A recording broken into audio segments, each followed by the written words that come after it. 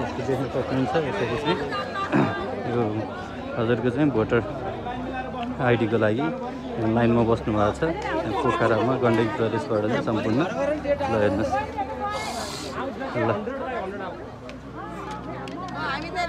यसरी चाहिँ निर्वाचन आयोगमा यस्तो भिडभाड एकदम भरिभराउ छ देख्न सक्नुहुन्छ है।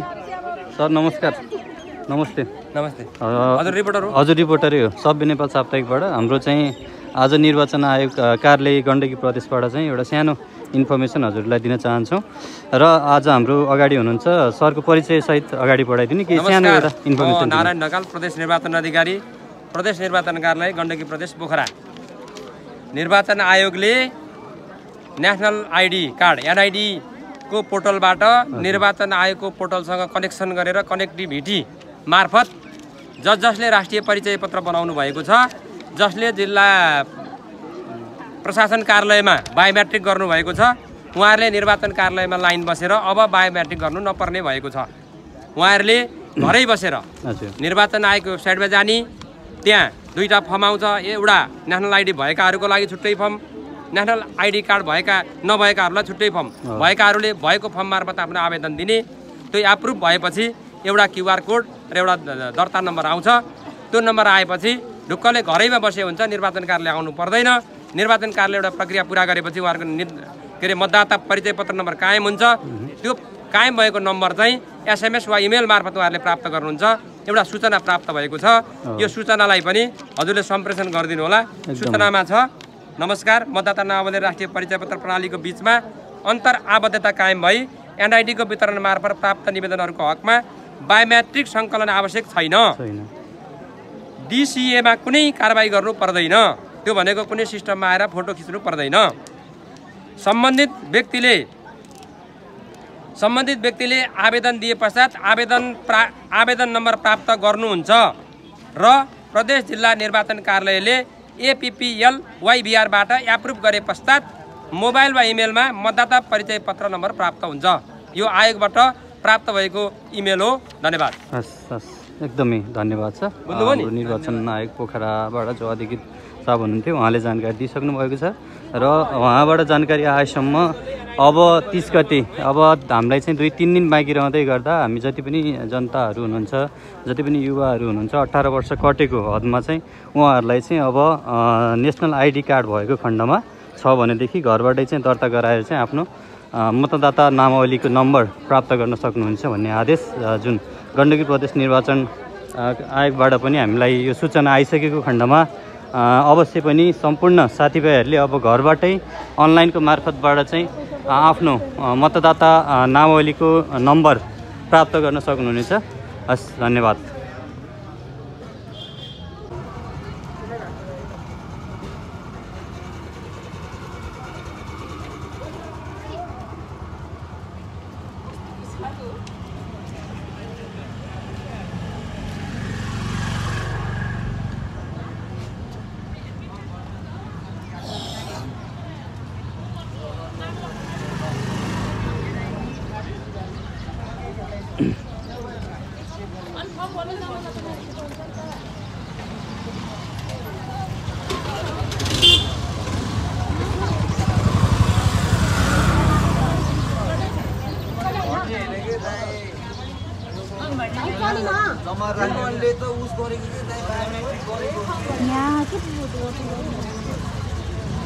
यता हो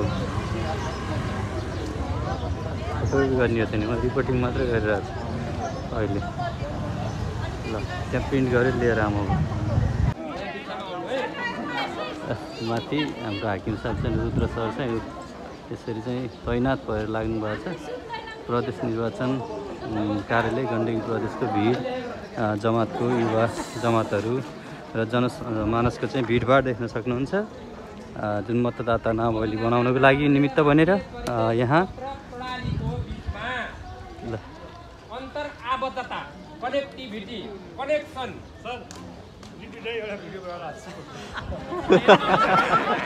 ल रुद्र सरले नमस्कार। नमस्कार, मतदाता नावली र राष्ट्रिय परिचय पत्र प्रणालीको बिचमा अन्तर आबद्धता कायम भई भनेको कनेक्सन भई लिङ्क भई जोडिई एनआइडी वितरण प्रणाली मार्फत प्राप्त निवेदनको हकमा बायोमेट्रिक सङ्कलन आवश्यक छैन। त्यो भनेको के हो भने तपाईँ फोटो खिच्न औँठा छाप हाल्न अब निर्वाचन कार्यालय आउनु पर्दैन। एनआइडी भएको मान्छेले राष्ट्रिय परिचय पत्र भएको मान्छेले सिधा आवेदन गरेपछि निर्वाचन कार्यालयमा फोटो खिच्न र बायोमेट्रिक गर्न आउनु पर्दैन। तपाईँको आवेदन तपाईँको मतदाता हुम भनेर दिएको निवेदन स्वत प्राप्त भयो भन्ने बुझ्न पर्दछ। क्लियर हुनुहुन्छ होइन यतिमा? सम्बन्धित व्यक्तिले आवेदन दिए पश्चात आवेदन नम्बर प्राप्त गर्नुहुन्छ। फर्म भर्दा मेरो फर्म सिद्धियो भनेर बिचैमा छोड्न सक्नुहुन्छ, बिचमा नछोड्नु होला। तपाईँले अन्तिमसम्म जानुपर्छ र तपाईँको क्युआर कोड र एउटा नम्बर प्राप्त नभएसम्म तपाईँ निवेदनमा संलग्न भइराख्नु पर्यो। ह्याङ हुनसक्छ। एकैचोटि पोर्टलमा नेपालैभरिबाट निवेदकहरूले निवेदन दिनुभएको हुन्छ। त्यसकारण त्यसको क्षमताभन्दा बढी माग भएपछि तैले त्यो भाँडो कहिलेकाहीँ व्यस्त पनि हुनसक्छ। त्यसकारण प्रयास गर्न नछोड्नु होला होइन। त्यो क्युआर कोड र त्यो मुनि नम्बर नआएसम्म प्रयास गरिरहनु होला। नम्बर प्राप्त गर्न सक्नुहुन्छ र प्रदेश जिल्ला निर्वाचन कार्यालय APPLYVR बाट यो कुनै सिस्टम हो है तपाईँले बुझ्नुहुन्न बाट एप्रुभ गरे पश्चात भनेको तपाईँले निवेदन दिए पछाडि स्वत मतदाता परिचय पत्र कायम हुँदैन। त्यसलाई सम्बन्धित निर्वाचन कार्यालयहरूले भेरिफाई गरेर ओके गरेपछि मात्र तपाईँको मतदाता परिचय पत्र तपाईँको मोबाइल नम्बरमा SMS मार्फत प्राप्त हुन्छ। मोबाइल वा इमेलमा तपाईँको त्यो राष्ट्रिय परिचय पत्र भर्दा त्यहाँ इमेल पनि दिएको हुन्छ।